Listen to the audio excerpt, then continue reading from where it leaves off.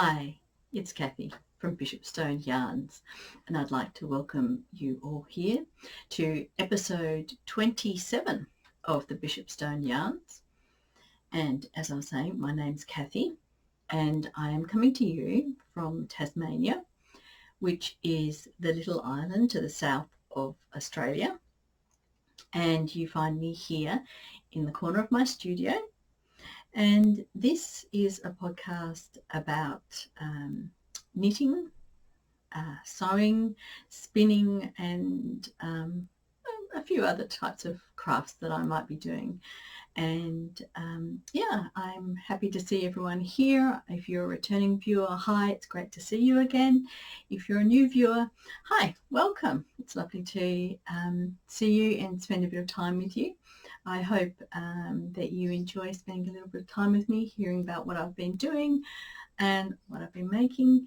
And and if you like this podcast, then give it the thumbs up. And if you haven't subscribed, that'd be great if you could subscribe, because that helps me out and this little area of the YouTubes. And I guess we should get started. So I podcast every 2 weeks, and what I usually do is 1 week I talk mainly about my knitting and my sewing, and the next podcast I talk mainly about my spinning. And so this is a mainly knitting podcast at the moment. This episode. And I guess for those people who want to know where you can find me on the internet, you can find me as Bishopstone Yarns on Facebook. You can find me as Bishopstone Yarns on Instagram. And you can find me as Bishopstone on Ravelry. And I also have a blog, which I don't use all that often, on Blogger, called Bishopstone Yarns. So probably all the places you can find me around on the internet. So you can pop on over and have a look at some photos on Instagram or Facebook. You can have a look, go on Ravelry and have a look at my queue, see what I've been making, what I've been thinking about making. I've just added a few of my stashed fibres onto my Ravelry site, just because I thought it might be an easier way for me to keep track of what I've got. I've got everything kind of packed away in plastic kind of containers, and I kind of, it'd been a little while since I'd gone through them, so I thought I might kind of reorganize what I had, put all kind of like all the kind of balls of yarn together in one place, so I can see what I've got and what I can actually make jumpers from. And then I thought, it'd be easier if I put it up on Ravelry, because then I can have a look and see what I've got, and maybe make it a bit easier for choosing some patterns as well. Anyway, they're all the different places you can find me around. Well, what have I been up to since the last time I talked to you guys? Well, I've been doing lots of knitting and quite a bit of sewing and a little bit of cross stitch. So I might start with, remember last time I was talking to you all about this shawl, which is a Danish Shaw, which is this is a free pattern on Ravelry. It's in both Danish and in English. Of course, I've got the English version. And it's a recreation of a shawl from, when was it, 1897. So I thought this would be a really nice shawl to do in my handspun. So the only bit I've got, I decided to go with both blue and kind of like a plummy colour. And so this is what's left over of my handspun, blue handspun yarn. And so I had this wool had come from our merino cross sheep that we used to have, and then I hand dyed it as well with some landscape dyes to make this blue. And then I used 3.5 millimeter needles. I just use a circular 3.5 millimeter needles to knit up this shawl. And last time I was telling you I was having trouble with a pattern that I got half, like you start off by doing the border, and I had done half the border, and then you do the point, and then you do the rest of the border. And when I had started to do the point, I found that the point was on the wrong side. It was pointing the wrong way. It was pointing to the inside of the shawl, or what would become the inside of the shawl, as opposed to the outside of the shawl. So I'd put this away along with, whoops, where is it? On this side, no, on this side. The purple one here behind me is the same design. So I had put both the shawls that I had been knitting away for a while, because I wanted to stop and think about it, because I was so disappointed that I ended up with points on the wrong side. I have now finished this shawl. I haven't blocked it or sewn in the ends, but I will show you what I ended up doing. If I can, maybe, where do we start? So if I start over here, I started with the border. So this section here was knit first, just that bit. So you're doing this panel of the border, and then I went across. And how I ended up fixing the problem was I just, I can kind of, how do we show it? Where is the, yep, where are we? Okay. So I knit along, and then I just added an extra row of one row of plain knitting, which then and then I continued on with the pattern for the point, and it came out that it was on the right side. Oh, it's a little bit hard to show you the shawl. Maybe if I just hold the whole thing up. So here's the shawl.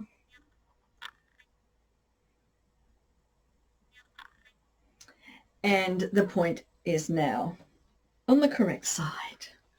So I am thinking about wearing the shawl more along this sort of a, well, it doesn't look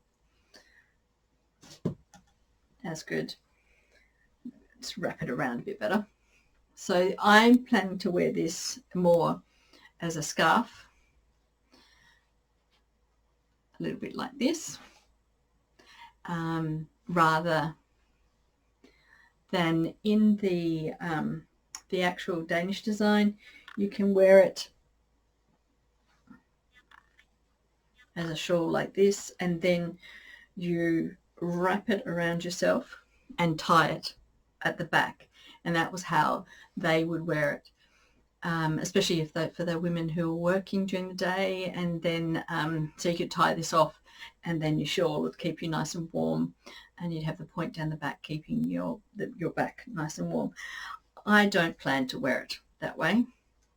I mean, I may wear it sometimes just over my shoulder, but so I did modify the pattern a little bit in terms of, I didn't make it as long as the Danish shawl would have. So so if you're going to have it wrapped around you and tied, I didn't kind of continue on, and I could have made this longer to be the ties. And the pattern that they have is only one color.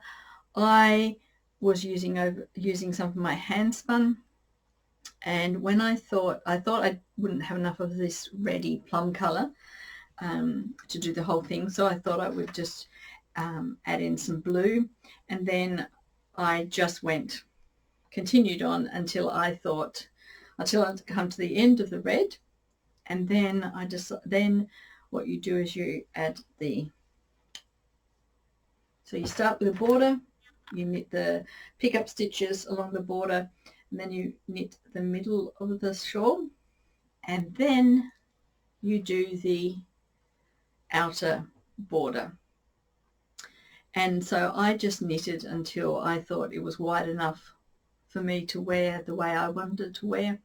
And then I went on and picked up stitches for the outer border, which is a little bit harder to see. I might show it off a little bit better. So there's the outer border. So I'm quite happy with this.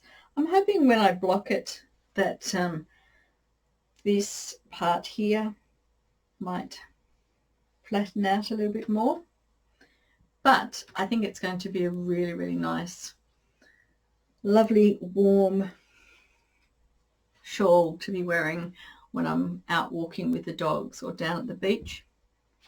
And of course, it's the perfect kind of shawl as well, just to put over my shoulders, like if I'm knitting of an evening or if it's a bit cool, gets a bit cool, then I could pop it over my shoulders. Yeah. So that is my first finished object, even though I still haven't blocked it and I haven't finished haven't sewn in the ends yet. But that is my Danish shawl. And as I was saying, I did have a little bit of this left over, which for those of you who have been watching before, you would know that I had been I had been spinning up a jumper load of yarn to do the Birkin. And I had the Birkin by Caitlin Hunter, and I had thought that I could always use a bit of this blue in the yoke for the Birkin. I haven't measured it yet to see if there's enough there of the blue, but yes, it definitely won't go to waste, this little bit that's left over. It's such a lovely colour as well. So when I finished that one, and as you can see from the mannequin, where are we? Behind me here, I haven't kind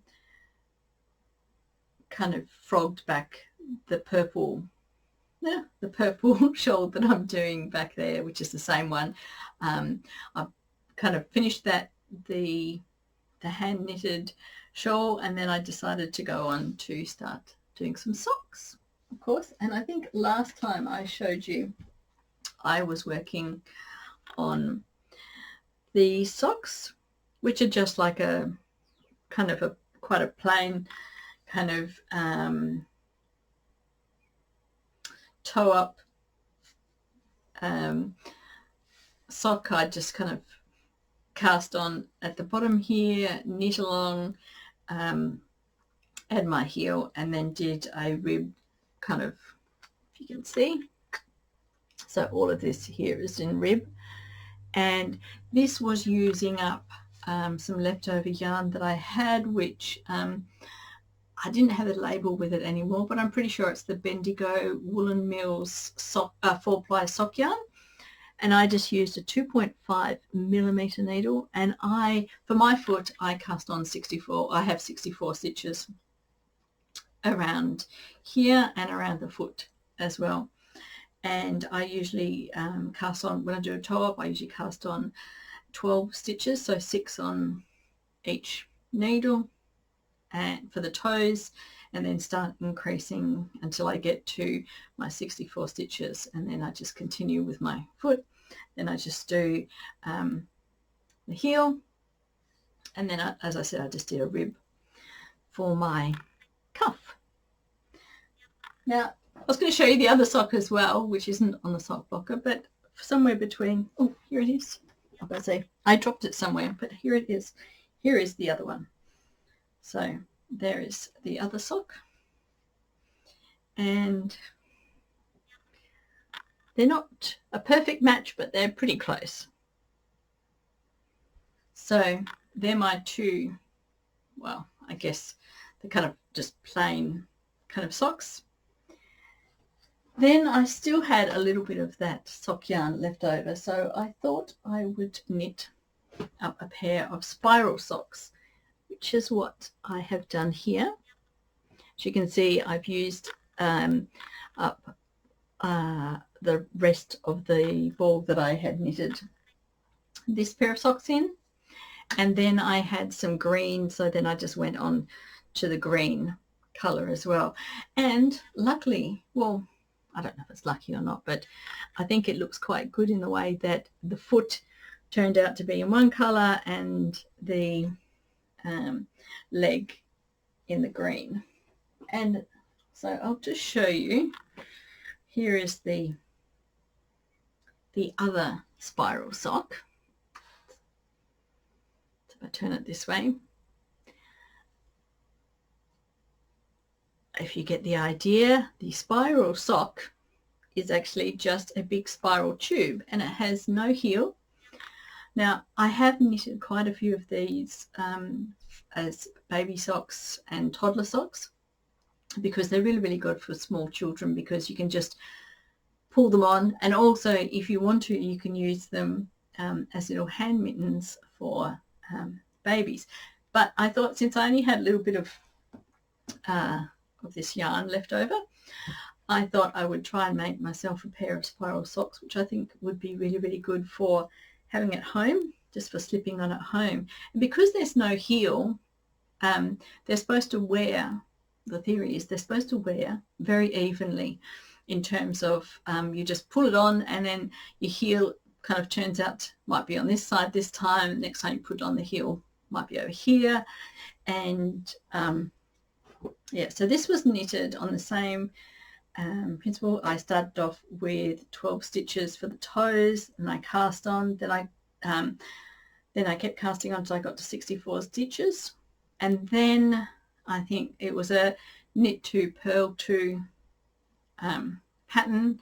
Then I just repeated that for 3 rows, and then you move 1 stitch over to create the spiral effect. So then you would be purl 1, knit 2, purl 2, knit 2, and then you would do that for 3 rounds, and then the next round would be purl 2, knit 2, purl 2, knit 2. You do that for 3 rounds, and so your stitches are basically continuing to twirl and swirl around your sock.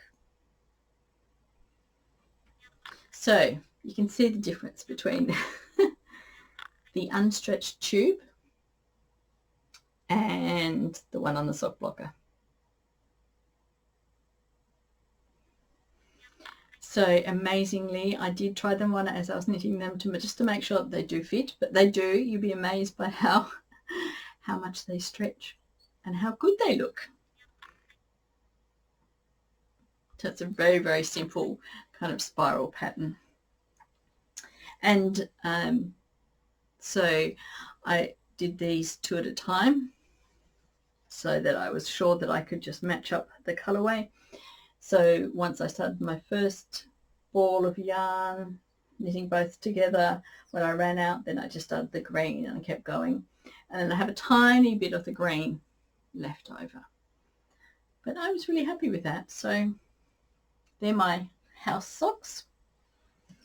And then I thought, after all that knitting of socks, I thought I should then probably go on and knit my husband a pair of socks, because I knitted him a pair before, but I thought he was saying he would like a second pair.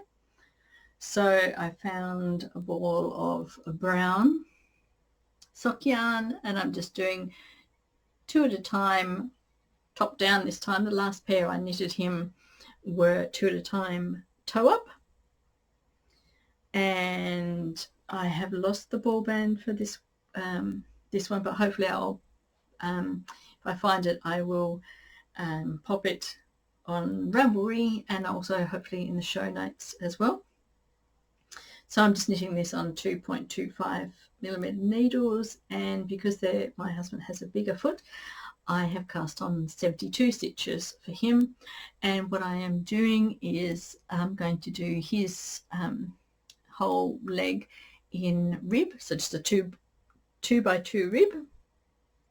So hopefully they'll fit in nice and snugly, and then do the normal heel flap, and then when I get down to the foot, I will decide whether I will continue with the rib or whether or not I will do a plain stocking stitch foot. But they're my in progress knitting at the moment. So as for knitting, that's all I'm working on at the moment. But I also have the other project, which I kind of mentioned slightly before, is the Birkin by Kaellingesjal, which I have been spinning up for. And I'll just quickly show you. I'm going to talk about this in more detail next episode, my spinning, the sit and spin episode. So this is Birkin by Kaellingesjal, and if you have watched this podcast before, you have heard me show these pictures and talk about this a number of times, because for those of you who are spinners or those who are not spinners, you probably might not realize it takes a long time from the start of spinning up enough wool for a jumper, getting around to dyeing it if you're going to dye it, and then getting around to starting to spin. It can take quite a while. So originally I wanted to make this jumper, and then with the wool that I used, I realized I'd probably end up having to spin this one because my wool was darker. So I have finished all the spinning, and I have done all my dyeing. So here's my hand spun, and this base was originally a brown, similar to this color back here. So this is some fleece I've still got, but this brown, the brown for this was a little bit darker than this one. So I have dyed up 7 skeins of my hand spun here, which will be the body of my Birkin. And then I was thinking about what colour I am going to end up doing for the yoke. So what I might do is I think I might just pop these down here for the moment. Now there is a little bit of variation in the colours between these skeins. Some are a little bit darker and some are a little bit grayer, like this one has a bit more of a grayer look to it than, say, this one that has, I don't know if the camera's going to pick it up or not, but that's a bit bluer. And so I'll work out, I might actually start with a bit of a gradient and make sure that I have maybe the darker colour at the top going down to a lighter fade. And while I was dyeing, I then dyed up some green. So I was hoping that this would be enough of a contrast for the jumper. Maybe if I get 2 of them to show you a bit closer. So the blue would be the main colour and the green would be the yoke. So I'm hoping, if you can kind of imagine, whoops, where are we? So this hopefully will be enough of a contrast to show off the colour work pattern in the yoke. I quite like it. I think it's I think there might be enough of a contrast there. So that's what I'm thinking of. So while I was there, and I had then started spinning up some of this white to make the white version of the Birkin, I'm a little unsure as to whether or not I will get to having enough of this light colour. But while I was there, I thought I would have a go at dyeing up a few different colorways for the yoke. So this would be the main body, and these would be the colors that I would be using in the yoke. If I can put those up closer so you can see. So, and I quite like those. I think they all work really well together. I think they make a nice, they're kind of subtle enough, and none of them are going to be too bright that they will jump out too much in the yoke. I'm just hoping that I will have enough of this white yarn, because this is from a fleece of one of our sheep that we used to have, and it's a bit of an oatmeal-y, the camera doesn't really show it up, but it is a bit of an oatmeal-y colour. So it's not really a white and it's not a brown, but it's a very, very light colour. At the moment, I think I've got 5 skeins of this, so hopefully that will be enough for the body. And so then I had finished dyeing those. Then I had a quick go at dyeing up some brown with some reds, and I had I've got a couple more of those skeins. And then I had some white commercial yarn, which I then used some of the dye, exhaust dyes, so that's the leftover dye, to dye up these 2 skeins and this one here. I absolutely love this colour. I don't think the camera is really going to pick it up particularly well. It reminds me of a 1950s kind of pale blue kind of shade. So these are commercial yarns. I don't know what I'm going to do with them. I'll just pop them in my stash for the moment, and then I will see, yes, what I end up doing with them. I don't know. But anyway, I had lots of fun dyeing, and so hopefully here I've got enough for 2 jumpers, 2 of the Birkins, so I can start knitting. So next episode, which is a sit and spin, I will go through and talk about these in more detail and talk about the colours that I used, the colour of the dyes, and a little bit more about that. But for the moment, that's enough. I will move on from those, because I have actually been doing a couple of other things, which I'll go through quite quickly now.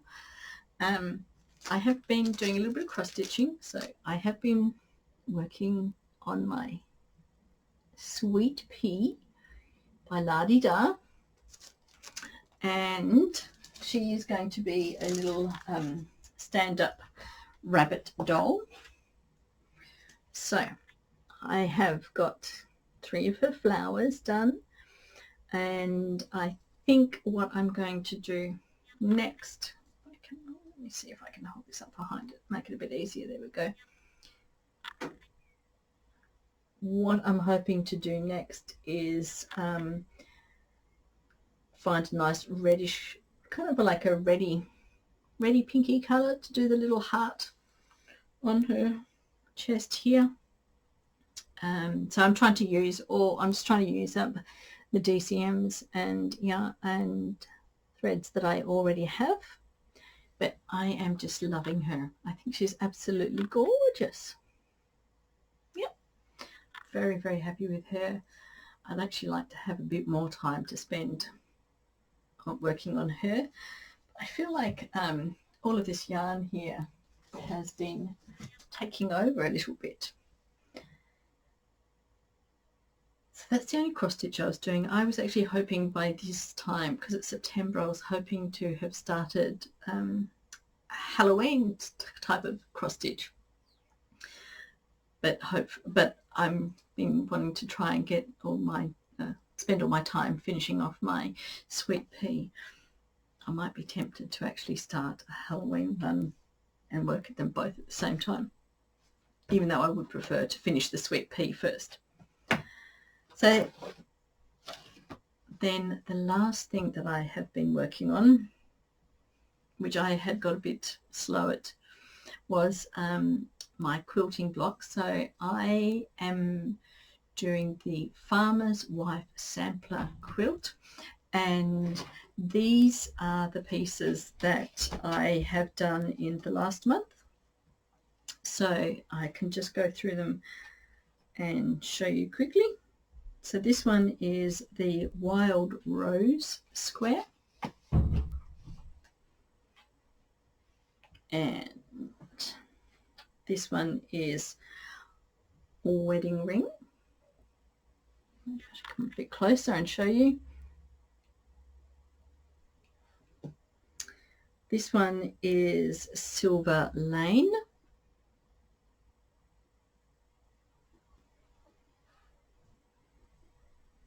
This one is Squash Blossom. This one is Wrench. I absolutely love the names of all of these. I don't know. I mean, there are little stories that go along with them. But, oh, whoops, what's the name of this one? Square Dance. I must admit some of these, like this one, have a lot of really small pieces, which I found a little bit tricky. So this is Four Winds. And tricky also in the way, like, as you can see from my middle of my square here, it doesn't line up perfectly. But I am learning a lot. I have never, these squares are probably patterns that I would probably have never chosen to do myself, because I would have taken one look at them and thought there is no way I could do them. And even though I'm disappointed when things like this, so like this one here, that the center doesn't match up, I'm still really happy that I have finished them. So this is Ribbons, and Windblown Square, and then Farmer's Puzzle. So I apologize if I've shown any of these before. From my memory, I don't remember having shown you any of those before, but they're the next set. So now it's time for me to move on to the next group of 10. And while I was doing all this spinning, I had actually stopped and I hadn't done any quilting for a while, so I felt like I'd fallen behind a little bit with all the quilting. Yes. Whew. So that's what I have been working on, and I think that's everything. And if it's not everything, I will talk about it next time.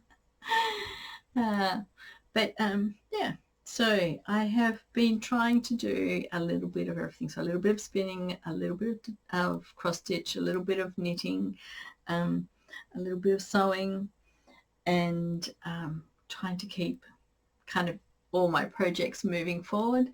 And I guess the next thing I will be working on is where is it? This the purple shawl here at the back. I'll have to rip that back to before the point, and then continue working on the border of that one and finish that one off.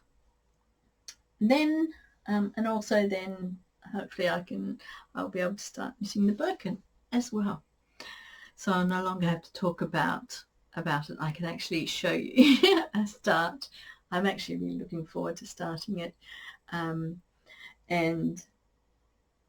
yes, hopefully I can knit it up semi-quickly. And yeah, get a chance to enjoy it, wearing the birkin before summer rolls around. Yeah, well, that's it. That's what I've been up to. I hope that everyone else has had time to do some crafting and find some time to sit down and relax with their craft. I hope you've enjoyed your time here, seeing what I've been up to. And once again, thank you for watching. And I really appreciate those people who leave comments. I really love reading people's comments and seeing what you're up to and hearing what you're doing and any thoughts you might have on what I'm doing. And I look forward to seeing you in the next episode. Bye.